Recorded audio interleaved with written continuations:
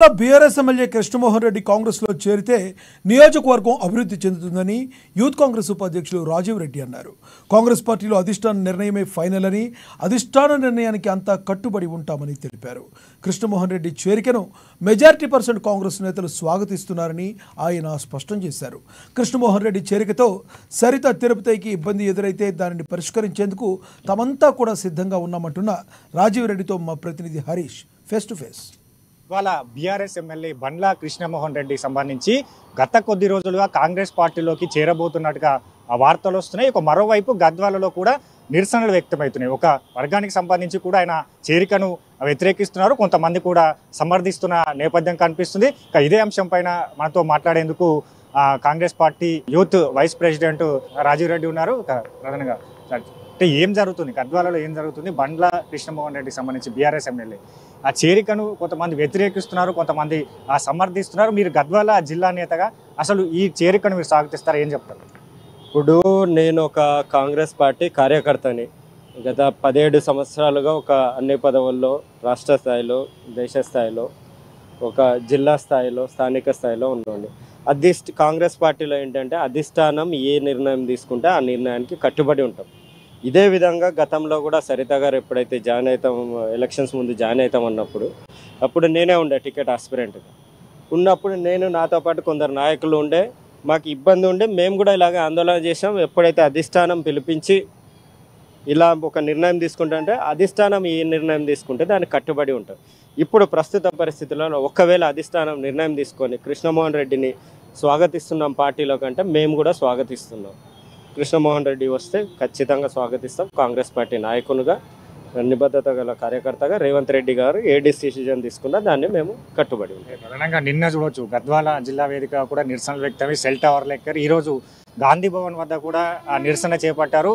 సరిత తిరుపతికి సంబంధించి ఆయన చేరికకు సంబంధించి కూడా వ్యతిరేకిస్తున్నారు. ఆయన గతంలో కాంగ్రెస్ పార్టీకి సంబంధించి అక్కడ క్యాడర్ని అంతా కూడా ఇబ్బందుల పాలు చేసిండు. తాను ఓటమి గల కారణం కూడా ఆయన ప్రధాన ఆరోపణలు చేస్తుంది. ఆయన చేరికను కూడా వ్యతిరేకిస్తే ఏం చెప్తారు?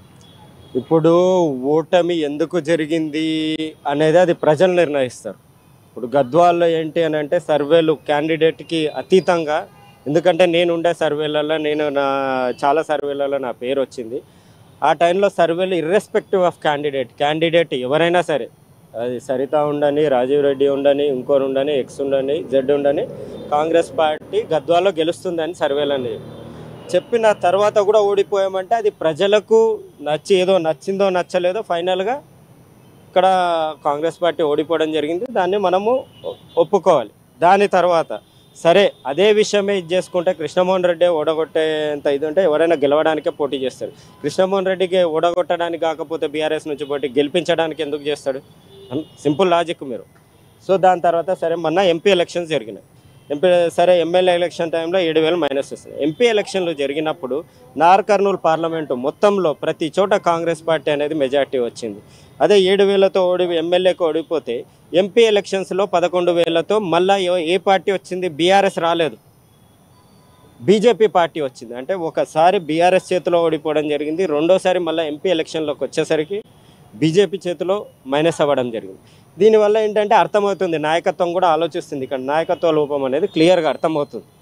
సో ఈ టైంలో అంటే సరే అది పక్కన పెట్టండి. ఇప్పుడు కృష్ణమోహన్ రెడ్డి వచ్చి జాయిన్ అవుతున్నాడు ఆయన అంటే గద్వాల అభివృద్ధి కోసం నేను గద్వాల్లో పుట్టి పెరిగినానుగా నాకు గద్వాల ప్రజలే ముఖ్యమో, అభివృద్ధే ముఖ్యం. ఇప్పుడు నాకు తెలుసు గద్వాల్లో ప్రాబ్లం అయితే ఎట్లా ఉంటుంది అనేది.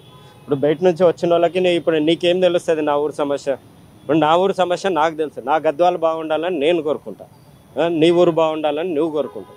ఆ ప్రకారం చూస్తే ఆయన వస్తే మాకు మంచి జరుగుతుంది, కార్యకర్తలు అంటే ప్రజలకు మంచి జరుగుతుంది. ఎందుకంటే ఆయనకి ఇప్పటివరకు అవకాశం రాలేదు కృష్ణమోహన్ రెడ్డికి.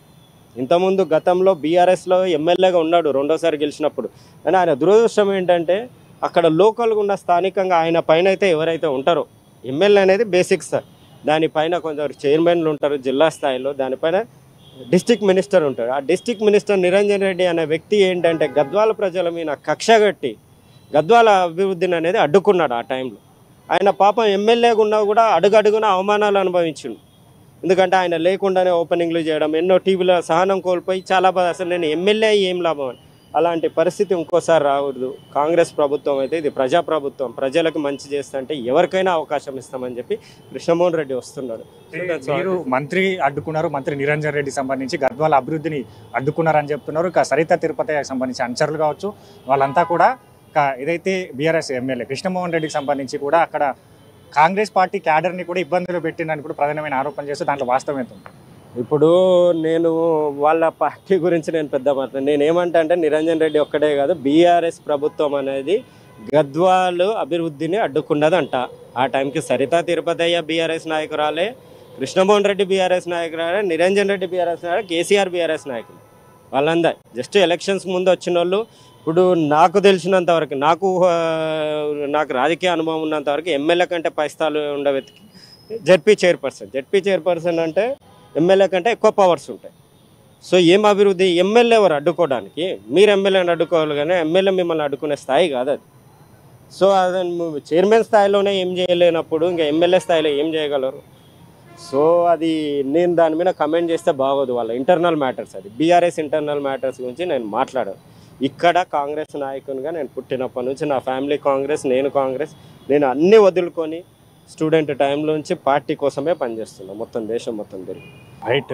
గద్వాల ఏదైతే కృష్ణమోహన్ రెడ్డి చేరికకు సంబంధించి కూడా కొంతమంది అనుచరులు కావచ్చు, కొంతమంది వర్గానికి సంబంధించి ఈ చేరికను వ్యతిరేకిస్తున్నారు. మెజార్టీ క్యాడర్ అంతా కూడా కృష్ణమోహన్ రెడ్డికి సంబంధించి చేరికను స్వాగతిస్తున్నారని కూడా